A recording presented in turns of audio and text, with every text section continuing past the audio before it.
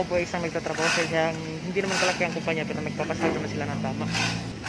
Ako po ay isang construction worker dito sa Imus, Cavite. Ako po ay isang pipe fitter sa fire protection system.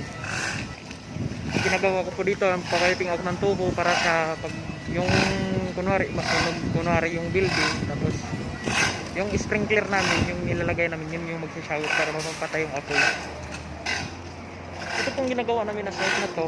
Ito po yung opisina ng Balhay Residence. Yan, makikita nyo dyan sa ano, makikita nyo dyan dyan sa likod ko dyan. Yun yung office nila. Ayan yung ano nila, yung bahay-bahay nila. Ito yung office nila. Tinatanggal ko po yung helmet ko kasi dito naman ako sa taas. Ito nga pala yung first vlog ko, mga kabakal. Nagawa ko po ito kasi para naman i-share ko yung sa inyo yung kaalaman ko tungkol sa pagpapiping ng tubo. Pero hindi naman ako hamak na isa talaga akong pipe fitter kasi wala akong insito na ano, sa akin lang experience lang talaga yung ano ko dati kasi isa din ako helper dito dati. Yan, tapos yung itong ibang kasama ko nakapula din, ano yan sila, taga salamin.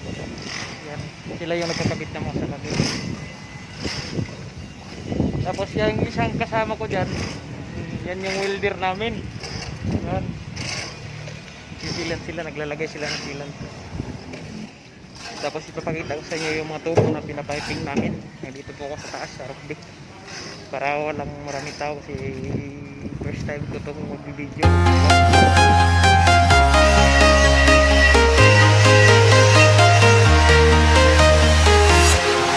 Walking alone, the streets are empty. The only thing I can see is my own silhouette. I'm getting stronger, step by step. The clock is ticking, but there's no time for regrets.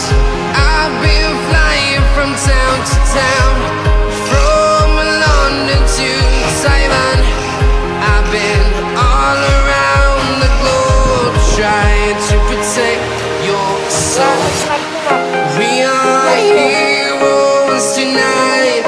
We will fly above the sky. We are heroes tonight. So yan, tinatanong nyo sa taas. Itong ladder na to. So ito nga yung ginagamit ng ladder sa pag-release lang kami kasi hindi kami nakabili ng ladder kasi simple, malayo din ako. Dito, mas maganda dito kasi mas ingay din siya. Tapos komportable din ako.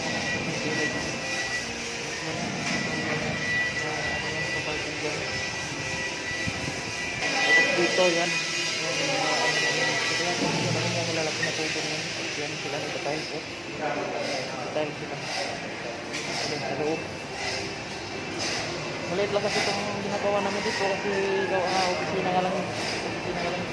Hindi siya tulad ng kondo na, pero mas maganda siya kasi malinis siya, hindi tulad sa kondo na mabusisi yung trabaho ko. Kwarta-kwarta kasi yan mga kabakal. Dito tayo, papapag tayo dito sa loob.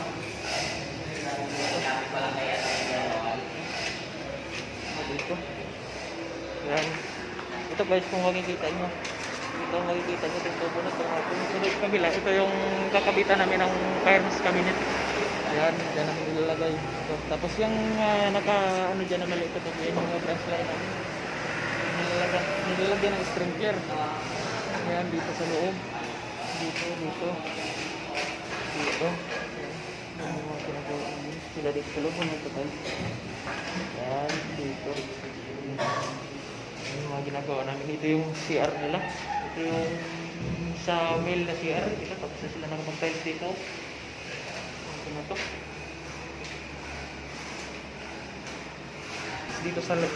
Tapos dito sa loob. Ito, nagpa-tiles sila dito. Sa loob. Dito. Tapos ito yung elevator. Makakunik ko sa taas. Hindi ko yata ito yung napipingin. Hindi sigaw. Wala pa yata sila ng mga materialis dyan. Kaya nag-tiles sila ng material. Ito guys, dito. Yan, nagpa-tiles sila. Kasi ngayong November siguro, lilipat na sila sa Laguna. Saan na kaya yung babi ko na wala yung November ko. Dito tayo, hanapin natin yun. Yan pa guys, yan. Ito, itong walang pangbugon ko. Ito, per 40 mm. Yan, dito yan nagkatunik. Yan, para pag-init natin yan. Yan dito, para pag-initan mo. Yan, kung nakikita nyo yan kung yan. Ito, nilalagyan namin sinatay. Tapos dito sa taas. Ito, kung nakikita nyo yan. Yan, maliit na yan. Maliit yan. Nilalagyan namin ng side wall sprinkler. Ayan ito. Okay, bababa tayo dito sa sponsor. Kasi tatlong palapag lang ito yung nagawa namin dito. Tapos sila nga pag-tile dito. Hindi na lang.